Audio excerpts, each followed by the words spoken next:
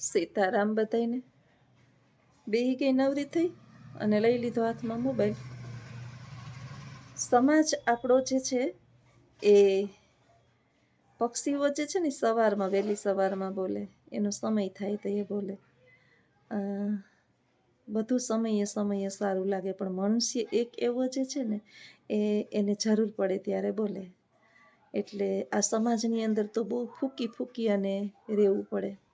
તમે ક્યારે શું બોલ્યા ને એ બહુ મહત્વનું છે. શબ્દો જે છે ને એ આપણું જીવન સુખી કરે ને બરબાદે કરે. એટલે તો જીવનની અંદર મેં કાલ કીધું એમ વાણીને પાણી વિચારીને વપરાય.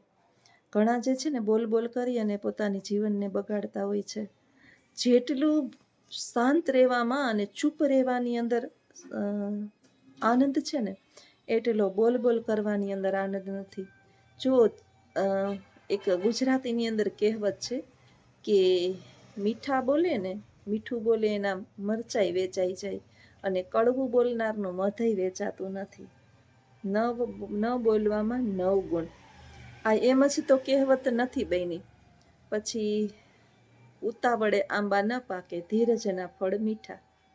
આ બધી કહેવતો આપણી ગુજરાતી ભાષાની અંદર છે. આ એમ જ નહીં બની હોય, કાંઈક લોકોએ અનુભવ કર્યા છે કે જીવનની અંદર આપણે કંઈક કરવું છે, કોકને કરી બતાવવું છે, અથવા તો સફળ બનવું છે ને, તો ઢંઢેરો નહીં પીટવાનો. બોલ બોલ બોલ બોલ બોલ બોલ કરી અને સામેવાળાને કંટાળો નહીં અવડાવવાનો. જીવનની અંદર જેટલી ચૂપી આપણને સફળતા આપે ને, એટલી બોલ બોલ ના આપે.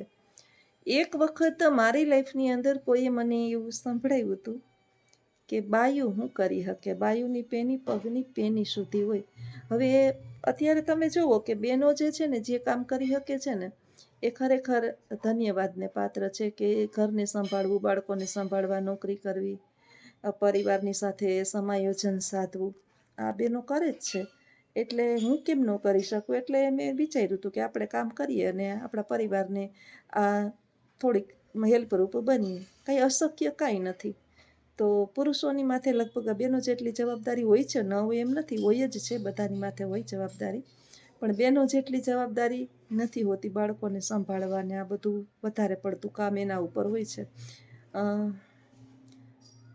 આ પૃથ્વીની અંદર અશક્ય કાંઈ નથી. ગમે એટલા અઘરામાં અઘરા આપણા જીવનની અંદર પ્રશ્નો આવે, ગમે એટલી અષાઢી મેઘલી અંધકારી રાત કેમ ન હોય લાંબી, પરંતુ જેવો દિવસ ઉગે ને એટલે પ્રકાશ થાય ને થાય. એમ જીવનની અંદર બે ચક્ર હોય છે, સુખ અને દુઃખના.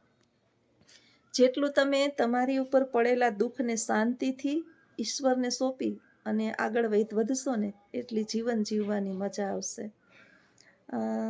જે દુઃખને તમે વારંવાર યાદ કરશો એટલે જિંદગી લાંબી થઈ જશે ને દુઃખય લાંબુ થઈ જાહે નહીં.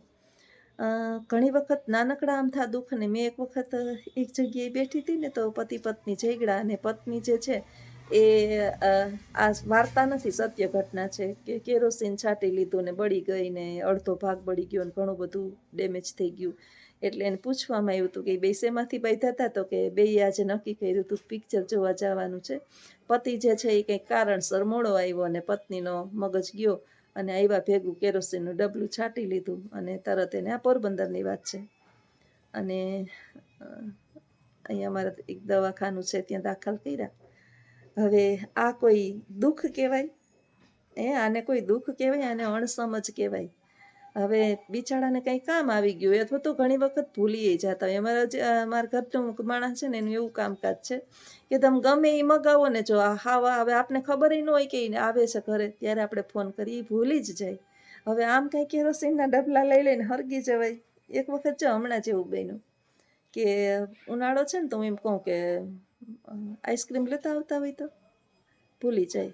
પછી કહું બીજે દિવસે, મને એ કે હું આવતો હોય તો એ ફોન કરે ને, હવે ભાઈ મને ખબર છે કે તમે કઅહીંયા આવો છો. એ ક્યારેક 8:30 આવે, ક્યારેક 8 આવે, ક્યારેક 7 વાગ્યામાં આવી જાય, ક્યારેક 9 વાગ્યામાં આવી જાય.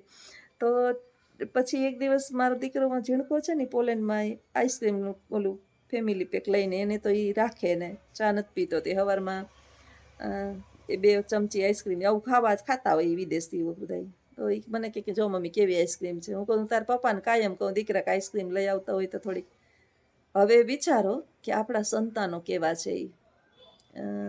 ત્યાંથી એણે એના ફ્રેન્ડને ફોન કર્યો કે જલ્દીમાં ઓલી દુકાને જા અને ફેમિલી પેક રાજભોગ લઈ આવ અને ઘરે મારા મમ્મીને આપી આવ.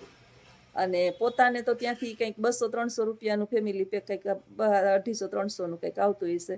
એ 200-300 ત્યાંથી સેન્ડ ન કરી શકે, એમાં વધારે કંઈક તકલીફ થાય. એટલે એણે મોટા મારા છોકરાને ફોન કર્યો કે આ નંબર ઉપર તો ગૂગલ પે આટલાનું કરી દે. તો મને તો કંઈ ખબર નહીં એ વાત, હું તો જમવા બેસી ગઈ હતી. અને તરત ઓલો છોકરો એનો ફ્રેન્ડ આવ્યો એ લઈને. આપણે છોકરાઓને કાંઈ કહેવાય નહીં કે તાર પપ્પા ભૂલી જાય છે એમ. તો આની માટે કંઈ આપણે આત્મહત્યા કરી લેવાની કે મરી જવાનું?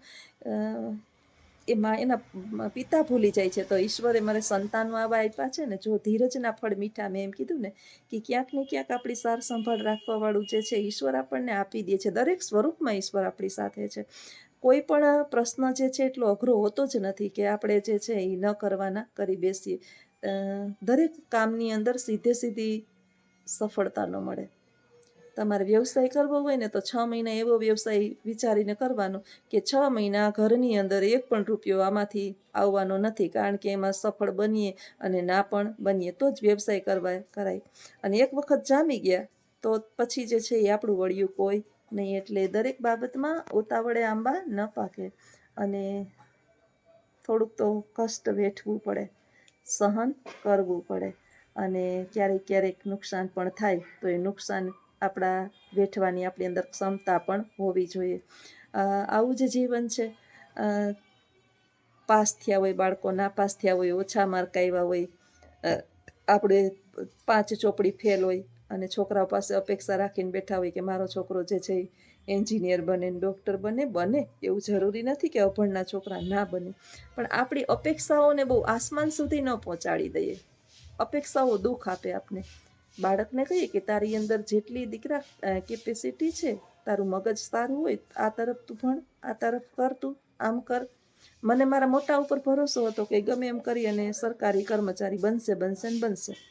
નાનકડા ઉપર એવો ભરોસો હતો કે એને હું ગમે એ કામ કરાવીશ ને એમાં સફળ થાય. હવે એને ભણવામાં એટલું બધું મજા નહોતી આવતી તો કઈને મારીને ભણાવાય નહીં કે આપણે એના ઉપર તૂટી ન પડાય. આ ઈશ્વરીય શક્તિ છે બધી, એટલે બધી પાસા આપણે જોવા પડે. એટલે જેમ મેં વાત કરી એમ, એટલે આ બાબતની અંદર પાછી અજીતને ભણવાની ને એને ઓછું, તો એમાં હું ધ્યાન આપતી હોય, બહારની દુનિયામાં એ ધ્યાન આપતા હોય. એટલે ચક્ર જે છે ને એ ગાડું ચલાવવા માટે 2 જોઈએ પૈડા. ચક્ર એટલે આ 2 પૈડા સરખા હોવા જોઈએ. આડાવડા પૈડા ફિટ કરો તો ગાડું ન ચાલે. એમ 2એ બેલેન્સ જાળવી રાખવું જોઈએ. એક ગરમ થઈ જાય ત્યારે આપણો કદાચ આપણે ખબર જ છે કે આપણો વાક નથી ને તો નરમ થવામાં આપણું કંઈ ઘટી ન જાય, વયું ન જાય. નહીંમાં શું ભગવાનને ગઈમાં.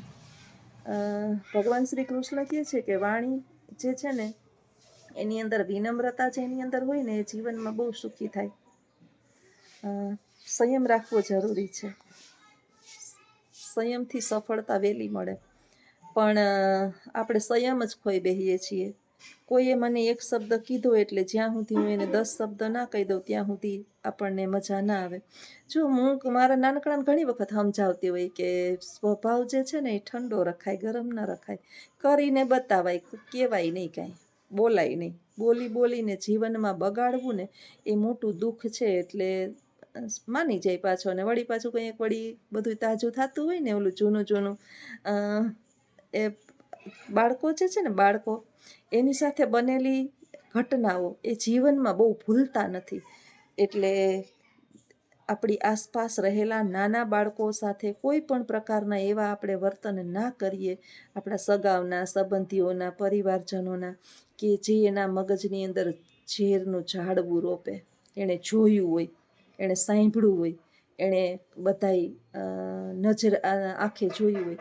ગમે એટલું તમે સમજાવો ને ક્યારેક સાલું એને પાછું એ જે ઘૂરી ચડે ને એ મગજમાં. એટલે હું તો વારંવાર માતા પિતાને કહેતી હોય છું કે બાળકના મગજની અંદર ઝેરના ઝાડવા બહુ રોપવા નહીં, એ મોટું ઝાડવું થાય. પછી આપણે તો મૂકીને મરી જાઉં, પણ એનું ઝાડવું જે છે ને દિન પ્રતિદિન વડલાની જેમ ફૂલે ફાલે.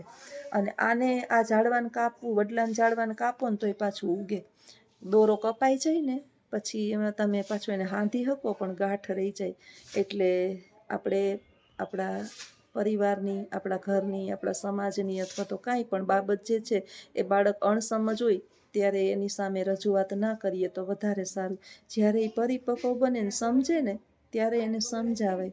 પણ ઘણી વખત તો આપણા બાળકોએ એવી એવી ઘટનાઓ એની નજર સામે જોઈ હોય તો એ ભૂલતા ના હોય અને પાછું જે છે થોડુંક ઉશ્કેરવાનું ચાલુ થયું હોય એટલે વધારે અસર થાય. તો જીવન આમ જ છે.